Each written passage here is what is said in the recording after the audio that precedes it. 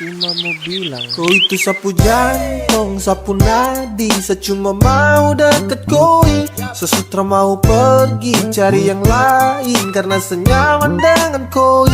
Kau itu sapu jantung, sapu nadi. Saya cuma mau deket koi, sesutra mau pergi cari yang lain karena senyaman dengan koi. What? No.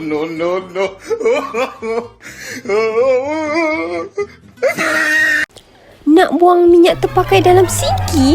No! Tahu tak minyak masak terpakai ni kita boleh guna pakai menjadi lilin perhiasan? Ini cara yang betul. Kita perlu menapis minyak masak terpakai tersebut, kemudian kita boleh menjadikan ia sebagai lilin. Jom kita tengok cara-caranya.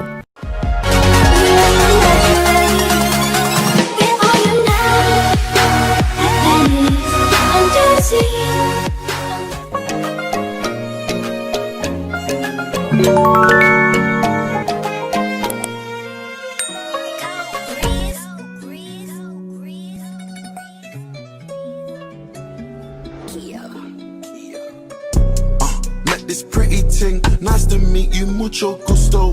Sweeter than a churro, she call me Papi Chulo.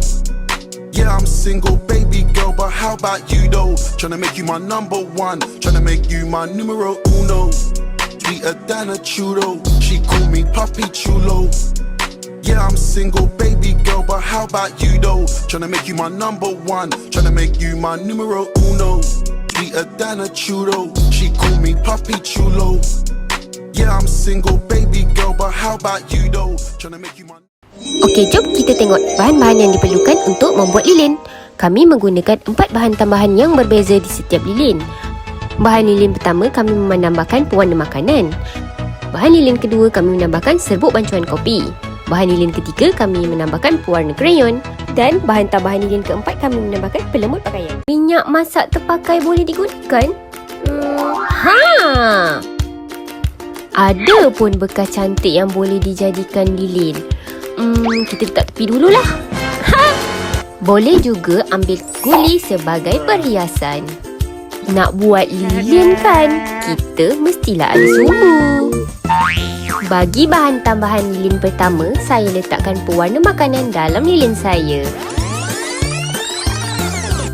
Jangan lupa juga letakkan essential oil dalam lilin sebagai wangian. RM3.30 je. Ini adalah bahan-bahan yang diperlukan untuk membuat lilin dari minyak terpakai.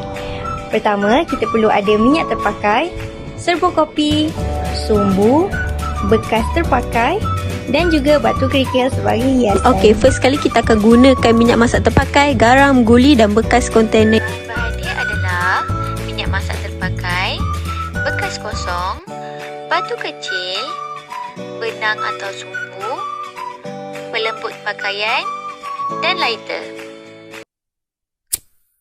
Come with me and you'll be in a world of pure imagination. Take a look. 3, 2, 1, 0. Okey, jom kita start. Mula-mula, masukkan batu kecil di dalam bekas kosong dan tekan-tekan supaya mampat. Kemudian, kita ikatkan sumbu pada chopstick supaya ia berdiri dengan tegak.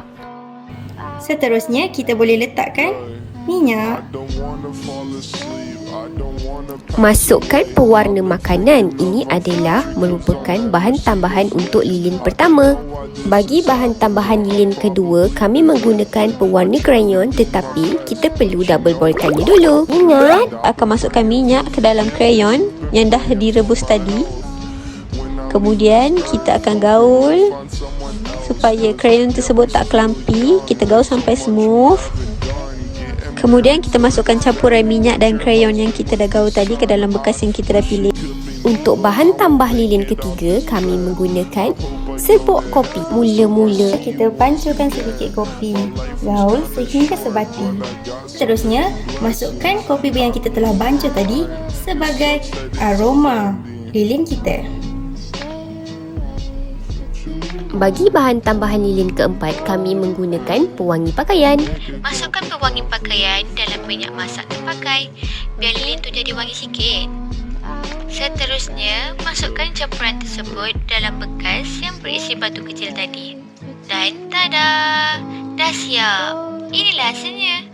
Cantik dan wangi pula tu. Senang je.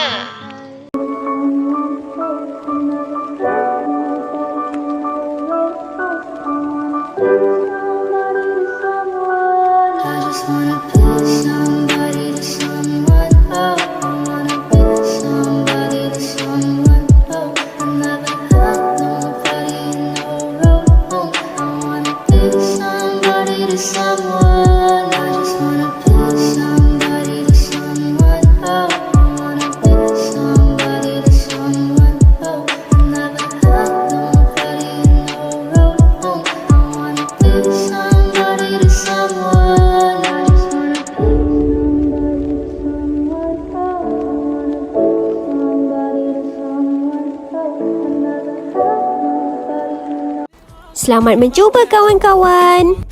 Kerana banyak kelebihannya, antaranya mengurangkan pencemaran, dapat mencipta idea baru yang lebih kreatif, seterusnya dapat mengelakkan sinki tersumbat dan akhir sekali dapat menggalakkan orang ramai untuk kita semula minyak masak terpakai. Korang dah pergi mencuba belum tu? Run.